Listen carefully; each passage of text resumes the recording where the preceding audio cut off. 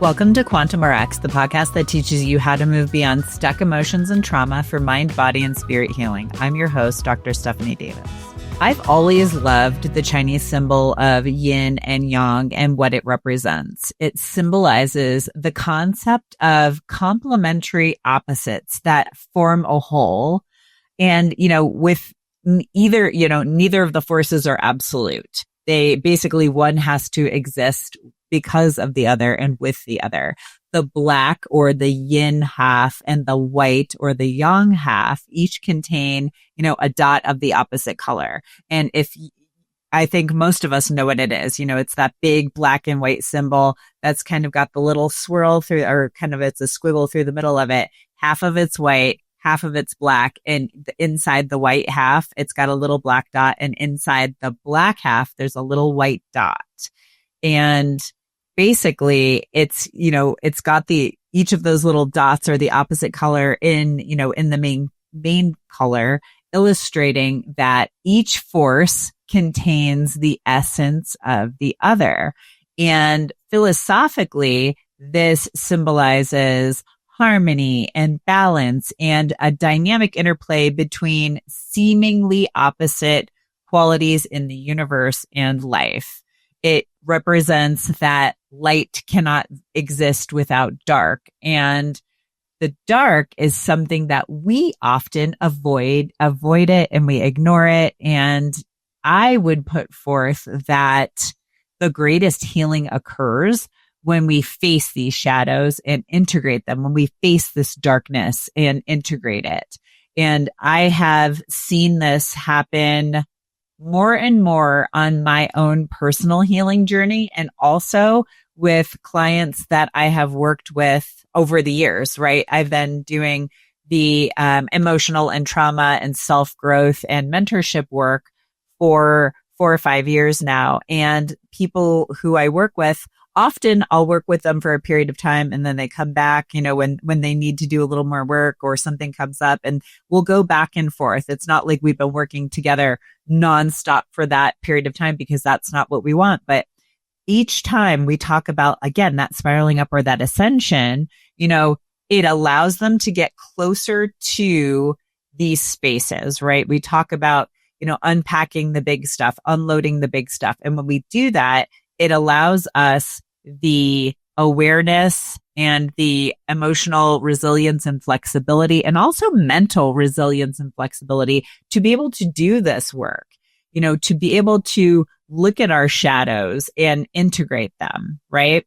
And so today, that's exactly what we're going to cover. We're going to recover what shadow work is, 5 ways to identify and address your shadows, and how that transformation happens and improves your relationships. If you're curious as to if you have any stored emotions or trauma that might be causing your illness, preventing you from achieving your highest goals, or even just showing up as the best, most authentic version of yourself, I invite you to take my free stored emotions and trauma quiz, and you will find that link in the show notes. So let's get back into this, the concept of shadows and shadow work. And I will tell you, you'll hear a lot about this or see, you'll see it in popular culture now and social media, especially social media, all the different platforms. Sometimes you'll see it in the, mainstream media as well, but it's becoming more prevalent. Shadows are, the things that our minds are hiding. Doing the shadow work is the process of exploring that darkness, the unconscious, the repressed, the hidden aspects of your personality. That can also include negative impulses, your unacknowledged potential, the things that other people do that bother you, because that's usually a reflection of something happening inside yourself. That is essentially what the shadow work is. And it originated, the, source of it all was Carl Jung. And he, basically said, we need to integrate these shadow parts of ourself through different types of practices to gain a deeper, self-awareness, to promote, personal growth, achieve self-acceptance of self and self-love. And I would also say, that's kind of what he said. I would also say achieve love with others and healthy relationships with others and rebuild damaged relationships with others. Doing this work allows us to, heal those parts of ourselves, and then we can heal relationships with others. And I am not saying by any stretch of the imagination that somebody who harmed you in a really, really massive way deserves to have a relationship with you. What I am saying is, if there are, if it's up to you, if you want to forgive that person and try to have a relationship, that's great. And that's your choice.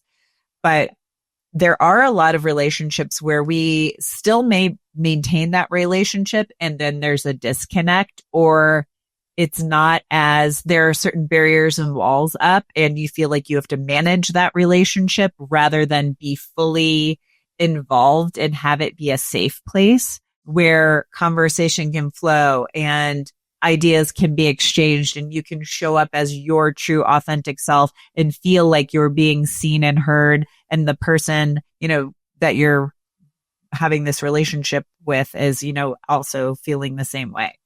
And that, I think that is a goal for lots of us. For me, I know we've talked about this a lot on the podcast. It was like, for me, my mom was like a big source of trauma that I had to heal over the years. And like I said, I mean, if you've listened to this podcast for any, period of time, you've heard these stories and you've heard my journey and how I did this. I woke up that one morning and said, the healing needs to come from within me. Even if she apologized, it wouldn't heal what was happening inside me. So that's what got me on this journey of, healing and self-growth and self-love and acceptance 14 years ago. I did it for me because I wanted to heal what was happening inside me.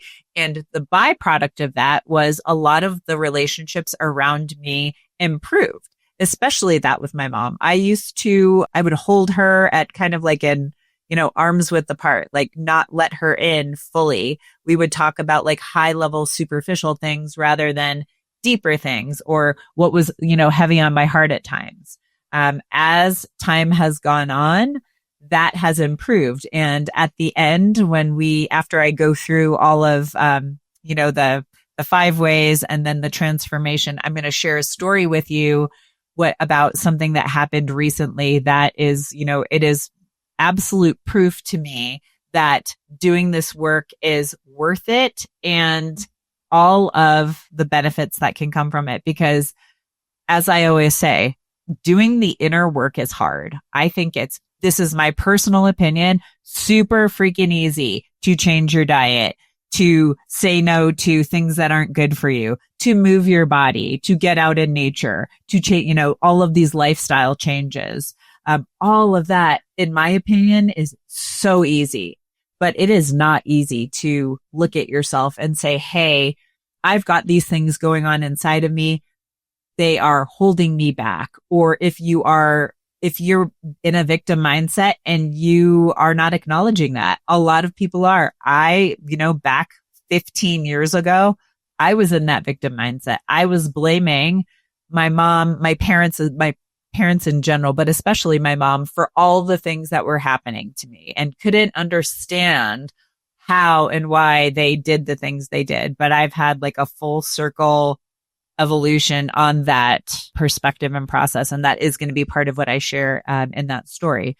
But in order for us to become this, authentic, loving ourselves, better version of ourselves, we need to do these things. We need to face these shadows, these things that we ignore, the things that our ego hides us from, these unconscious, repressed, hidden aspects of ourselves, right? And so 5 ways that we can do this. It's pretty simple. And I will say it's a process.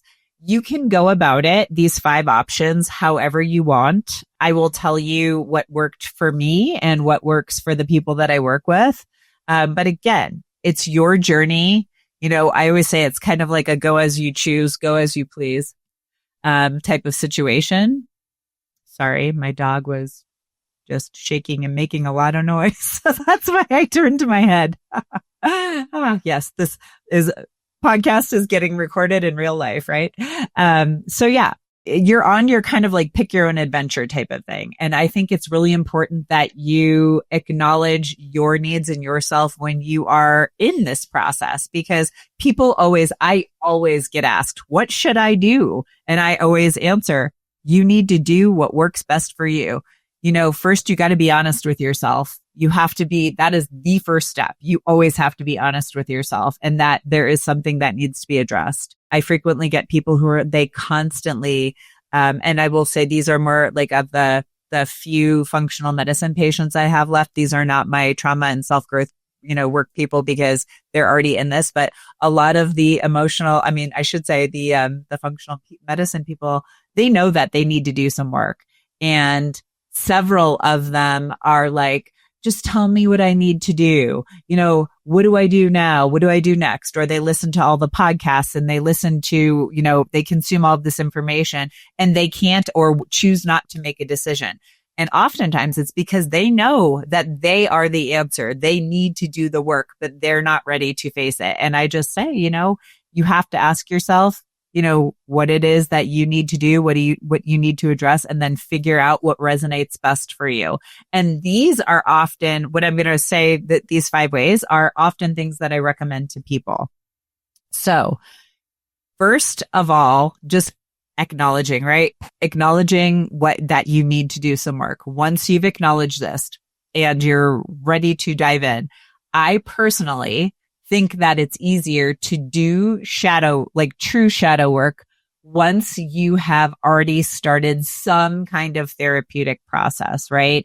And so, working with a therapist of some kind, a counselor, a mentor, I wouldn't say mentors and life coaches, maybe a little bit, but some person who can provide you a level of healing and managing and dealing with your emotions, right? As I always say, like releasing the emotional baggage, releasing what's not serving you, addressing the traumas, because we all have them. If you think you don't, you need to do a very good, honest, hard look at yourself, because we all have traumas, big traumas and little traumas. If you need more advice on this, go back to some of my earlier podcasts, because I talked extensively about this. But we need to addressing this allows these shadow aspects or things that we're ignoring to come up to the surface. So I personally feel like it's easier to start off in the realm of doing some kind of work or a therapeutic process. And once you do that, so that would be, step 1, or, like when I'm talking about these 5 ways, that would be step 1. Then once you do that, you have kind of like the options, right? You can go into the next 4, which I will get into specifically, but I'll lay them all out right now. Journaling, self-reflection, mirror work, and then, basically meditation, a meditative process, like an inward journey of contemplation of some kind. And so once you've done that, therapeutic process, you can start going into these things. Like if you're journaling or if you are just doing some self-reflection, observe yourself, your behaviors. What are your fears? What are your judgments? Observe these things without criticism, right? I talk about that a lot, allowing these things to just come up. Write them down. This is where the journaling aspect comes in, right? We can take note of this stuff. And lots of times when you're journaling, it's one thing to sit there and be reflective, but whenever I'm in a process of reflection or awareness or even mindfulness, I always have a journal with me and I write it down. And because I can just free flow, like free write, a lot of stuff comes with that. And I can, those downloads come with it. If I'm in a position where I don't have that, I'll jot the notes into my phone, but that is very much a secondary process for me. I do know some people who prefer to do that, and that's great. If that's what you like to do, go ahead and do that. Put the notes in your phone. But I like to write it out because it works well with the way that my brain works and processes. For other people, putting it, in the phone might actually be better. But in that process, right? Self-reflection, observing yourself, observing behaviors, fears, and judgments. Don't criticize yourself when you're doing that. And you're journaling. Ask yourself questions. How do you react to people? How do you react to situations? What are your triggers? What do people do that triggers you? Because those are often real good clues as to what you dislike in yourself.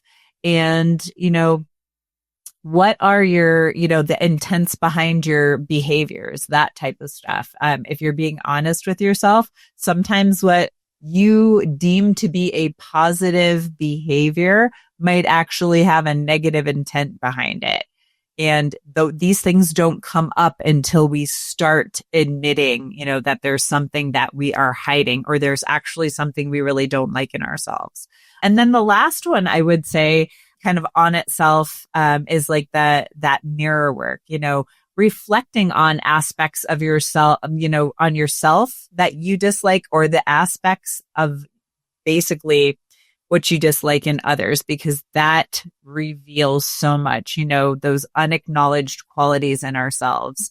That is really huge. And that's actually one of the main reasons that people will come work with me, is because that, I think I have mentioned this before, but I've known this for a long time, that I was called by a friend a divine mirror.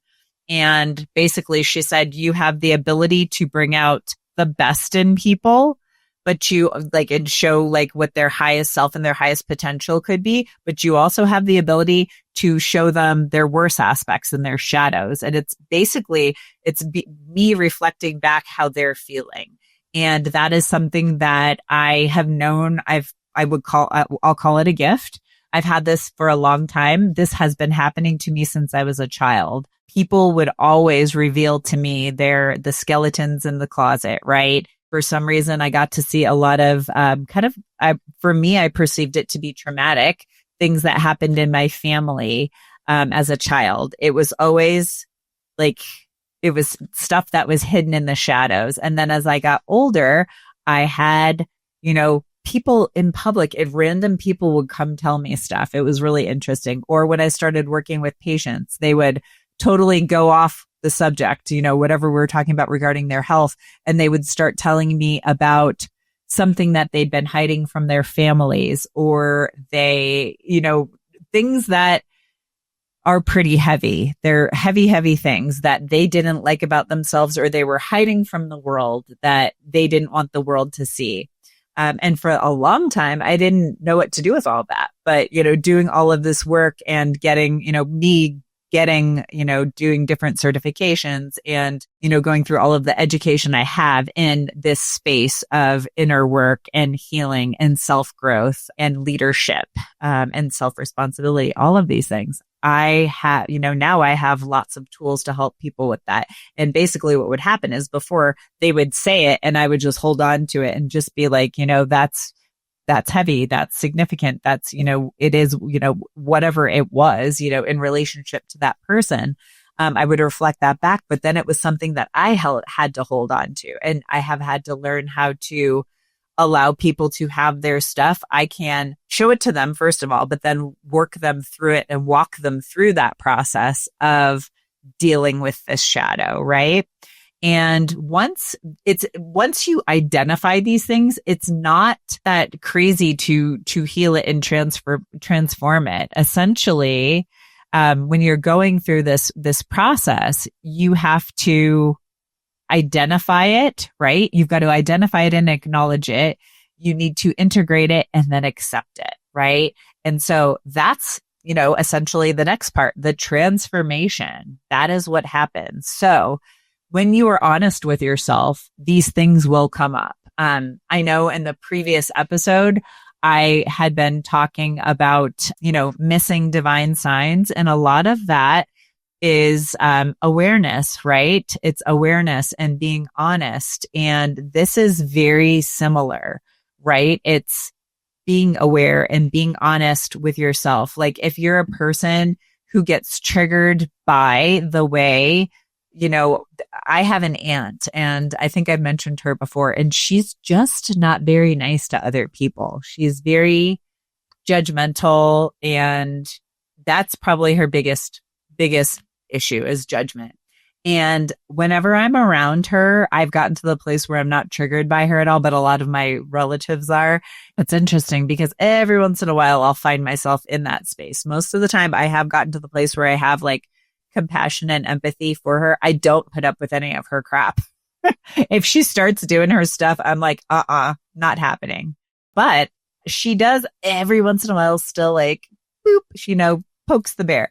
And I'm like, what's going on here? I always ask myself, it is. And it's like, is there a place in my life or where I'm judging, judging in a negative or critical fashion, not judging in a, I always say like there's different forms of judgments. A judgment allows you to navigate the world, right? It helps you discern between what's good for you, what's not good for you.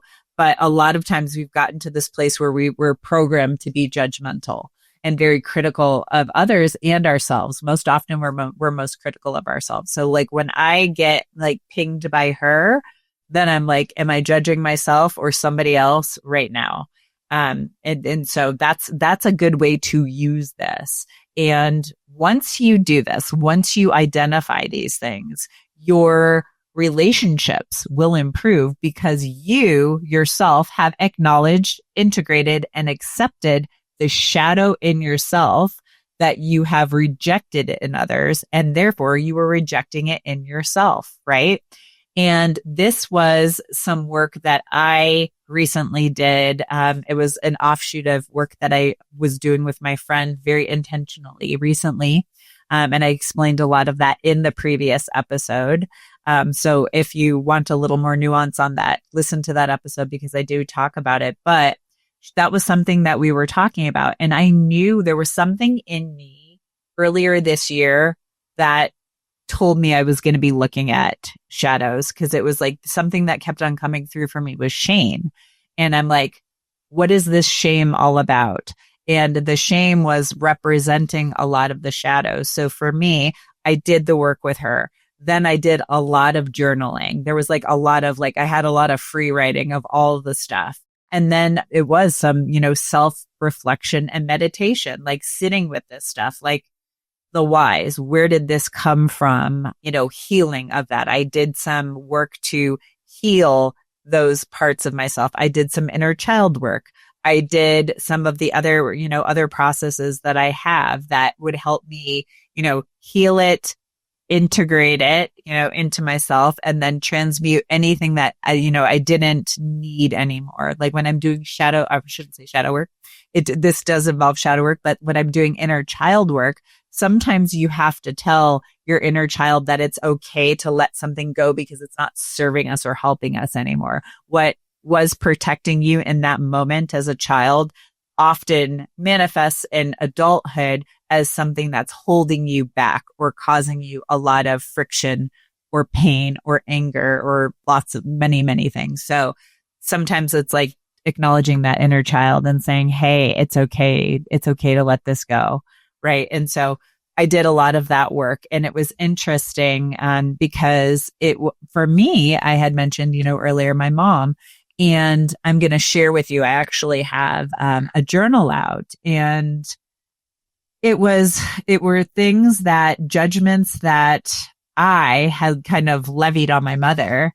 And she and I had a conversation after I acknowledged these things and integrated them after she was visiting. And a lot of it was me judging her, like those, when I mentioned, I think in the last episode, maybe this one too, the victimhood, right? 15 years ago, we're in that victimhood mindset. And then I woke up and decided, I need to change. I'm the one who needs to heal.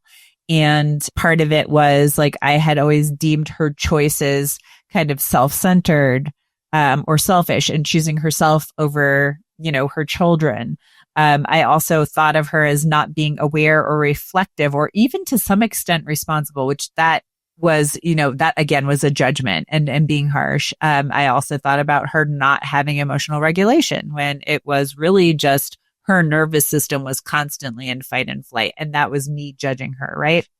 And then some like kind of like dishonesty, not keeping her word. Again, a lot of this was a reflection of where she was. Right. And so it was fascinating because then I looked at myself in these places where I might be doing the same thing. And well, I have done a ton of this work already. So a lot of those things, they did not apply. I still had aspects like I was looking specifically at myself. Where am I not keeping my word? Where might I be a hypocrite? Where am I not being like aware or responsible? That's kind of what that last podcast was about. Not, places that we're not aware. And then other places where I might be, where I might be making, more selfish decisions or places, and also the shame part, that places where I felt shame because I knew that there were places where she felt shame. And it was interesting because I know that everything happens for a reason. And all of this stuff was happening in the weeks leading up to my parents visiting last week. And when they got here, it was interesting because my parents have always I know that they're proud of me, for being a, functional medicine practitioner and doing all of the work that I've done in that greater functional medicine. And, I always say functional medicine, integrative medicine, and health space, because I've done everything from being a practitioner to being a consultant for the lab and supplement companies and even functional medicine, integrative medicine data companies. I was the research director for one called Living Matrix for almost 7 years. And I know that they were very proud of me for that, but they also were not, I don't think they were very aware of the journey that I was on, kind of the healing and self-growth part of the journey. And then the fact that I had done all of this education in it, because my dad straight up asked me, he's like, are you just doing this stuff or did you go get training in it? I'm like, I've been doing the work for 14 years, but also I've been getting trained in different aspects of it. Pretty much has been a 7 or 8 year process of doing all of those trainings. But I would say the ones that I use more dominantly, I've done those trainings in the last 5 years, because I have found those tools to be the most effective for both myself and the people that I work with. And it was funny because that kind of opened the conversation. And then they were asking more about what I do. And it led to a lot of very interesting and open and honest conversations. And I'm not going to share the nuance of a lot of what my mom told me because that's not my story to share. But it was interesting for me because I had such a level of understanding of where she came from and how she was and why she was what she was. And it was interesting because I think, and then also for my dad, similarly, because I think when my relationship was not as good with my mom, I kind of relied on my dad more, and it gave us, there were some good things that have happened there too, but it kind of made me put him a little bit on a more of a pedestal versus my mom. And this allowed me to see them this whole trip. They were here for 6 days and they left last week on Tuesday. And it was interesting because I felt for the first time in my entire life that I saw them as the human beings that they were and not all of the things that we project onto them as children, right? Sometimes we edify them and make them, put them on a pedestal. And sometimes we knock them down, for not being good enough, right? And I think it was the first time I honestly saw them for who they are and our relationships for what they are. I know that there were aspects of my relationship with my dad that I probably overestimated. And I saw a lot of who he was and even some of the things I don't want to say flaws, but things he needs to work on still, and how he has kind of changed and oscillated between being a little more open-minded and not, because I'm finding that he's not quite as open-minded as he used to be, even with regard to this stuff. I could tell that he was thinking a lot about what I was saying because I know I was triggering him. I was triggering him about like he was kind of coming at me about this is an interesting little aside. The whole issue with Charlie Kirk, him getting killed, that happened when they were here, the day that they got there. And to tell you the honest truth, I had no idea who the dude was until that day, because I had seen a little bit on social media from my friends. My parents came in and they were very concerned about it. And then one of my clients that I work with on the, kind of the business mentorship side, he was very distraught over what happened. And so I ended up having to deal with it on very many levels. And my dad kind of got triggered by the fact that I didn't care. Like I was not all in on it because they wanted to turn on the TV and have it on in the background. And I'm like, I'm not watching this. I care. I'm like, my heart is sad for the world. My heart is sad for this man and his family and his children, his wife, his children, all of the people he loved, because obviously he was a father. He was a son. He was, I don't know if he had siblings, possibly a brother, an uncle. He was, an employer. He was a friend. There were lots of just like any of us, he was lots of things to lots of people. And that anytime there's a loss of life of any kind for me, like whether it's an animal or a human alike, that saddens me. And I was sad about that. But my dad was kind of triggered by the fact that I wasn't getting into like the politics of it and the dynamics of it. And I said, Dad, I'm like, I don't have space for that in my world, in my life. I'm like, I am very protective of what I allow into my brain because all of that feeds your subconscious mind. And I don't want all of the journalists, their opinions on it. I don't want to hear the hearsay. I don't want to know the people who are going deep diving down the rabbit holes about all of their theories, whether you call them conspiracy theories or not, what those are, because I know my mom and dad were getting that from different sources. And I said, you guys can talk about it. You can watch it, do it in a space that's not near me. I'm like, I don't want to have anything to do with this because in my opinion, it contributes to the divisiveness of the world and is not bringing us together. And that is something that's very important to me, is not being a part of the division and the divisiveness or allowing that to get into my subconscious mind at all, because I know I'm human. If I were to go online and start reading about that, I would probably get sucked into the machine, and be like, oh, this is horrible. This is tragic. But what was interesting was the fact that I got to see it kind of play out online. I got to, if I'm seeing too much of stuff, I will start to say, see less like this, see less of this. And then sometimes I'll straight up unfollow people if they're being very ugly and hateful and divisive. Like that week was another week where I did, kind of culling of my herd on Facebook and other social media platforms, because I do not want to be, interacting with people who are hateful. Like that is a hard pass for me. And I told my dad this and he was just like, he couldn't imagine. And I said, think about this. I'm like, why would I allow things into my mind and my life and my heart and my subconscious mind that are going to, bring me down and not allow me to align with my purpose and align with love and align with the greater good and align with my health and all of the things that I care about in my life and in the world. And I could see him thinking about it, but I know he was still bothered, and I know he is who he is.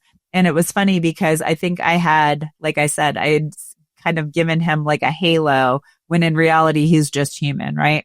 And then there's my mom who, on the other hand, like she was saying, like she kind of got in it a little bit and then she pulled herself back and she's like, I'm a lot like you in the fact that I don't like to get sucked into all of this stuff. And I don't, she doesn't pay that much attention to the news, although I would say she does pay some attention to it. I pay none.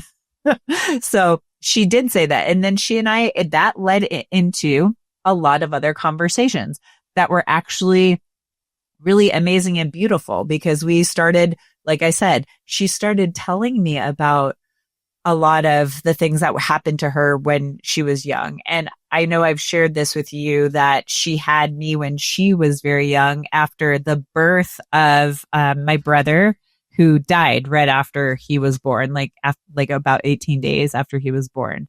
And she let me into that whole world and what was happening in that period of a couple of years. And then even beyond that.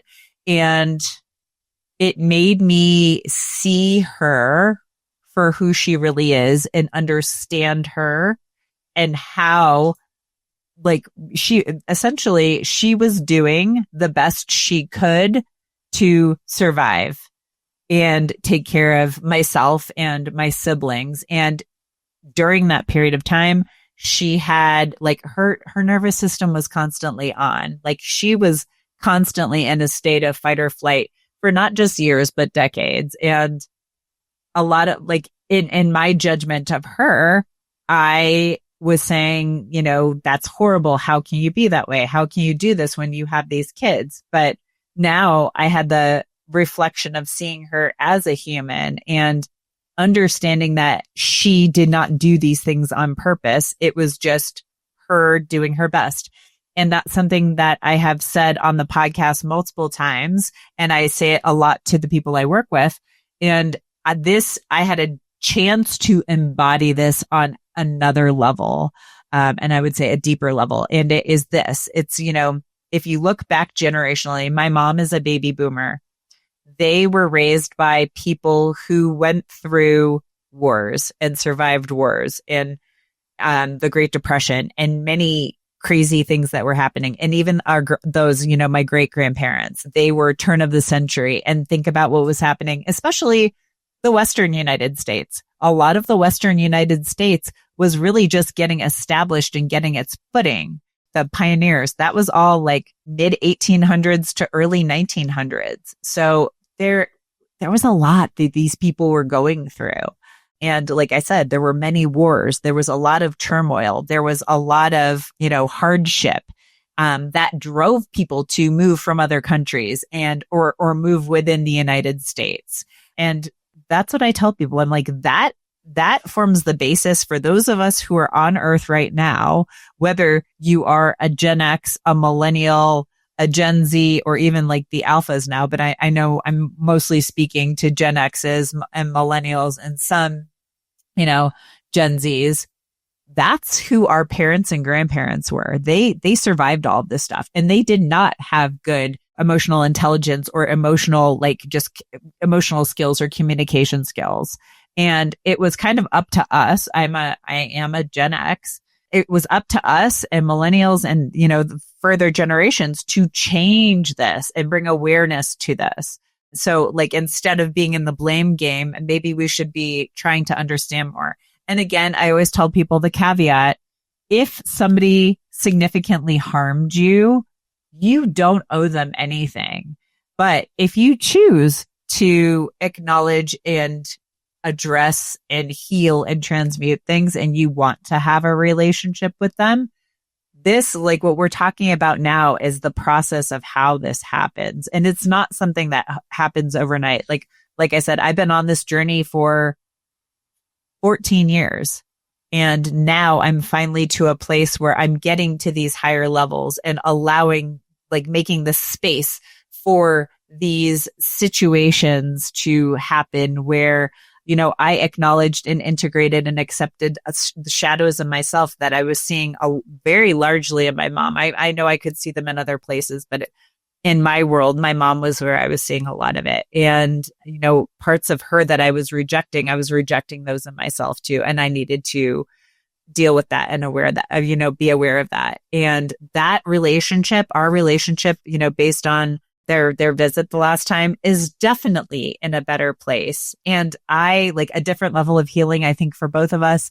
And I'm so grateful. I am so profoundly grateful for that, because I don't want to lose anyone in my life. I know my parents are getting older. They're in their 70s, and I don't know. We never know how much time we have left. And I would like to make the most of what I have left with them and, everyone else in my life. And so if this resonates with you, I would love to hear from you. Have you done any shadow work? Do you have any trepidation about it? What has that shadow work looked like for you? If you have done any or have any questions, concerns, thoughts, feel free to drop a comment on YouTube or send me a message. Like I said, there's all sorts of contact information on the show notes pages or on YouTube. I would love to hear from you because this is a really important thing for us to do. It's another step on the healing journey. And the more we can do this, the more we can understand other people, where they're coming from, and bring more love and connection to the world instead of contributing to the divisiveness. And as always, sending you lots of love until next time. If you made it this far, I truly appreciate you.